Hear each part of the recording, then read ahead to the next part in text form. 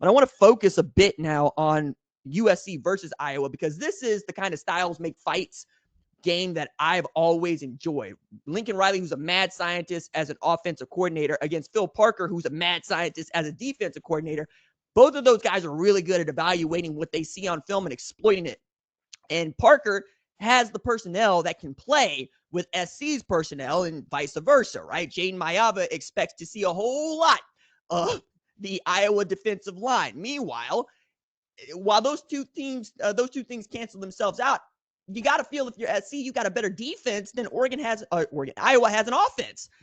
That's what it's going to be. As much as I can't wait to see Phil Parker clawing his D against Lincoln Riley's O, I really just want Iowa's offense to demonstrate it's got a pulse, particularly throwing the damn football. Like I make jokes about them discovering this invention called the forward pass, but if SC can beat Iowa, Michigan can beat Northwestern, and Oregon beats Minnesota on Friday, that USC-Oregon game is going to suss itself out, and one of those two teams is still going to be in the mix with Michigan, who I think, if they beat Ohio State, they're making the college football playoff, right? Now, they can't lose to Northwestern and do it.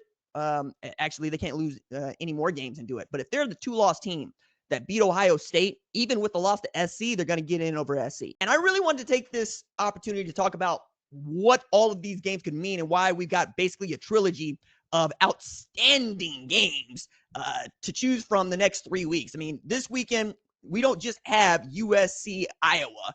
We also have Texas, Georgia. Next weekend, we get USC, Oregon. And the week after that, we get A&M, Texas, and Ohio State and Michigan.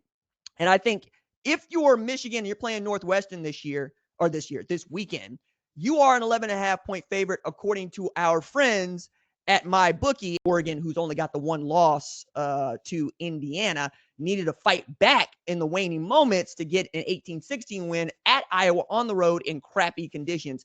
Outgained Iowa rushing and turned in a great performance to end the game that you would expect from a championship football team. SC really pulling out everything they got to go get a win.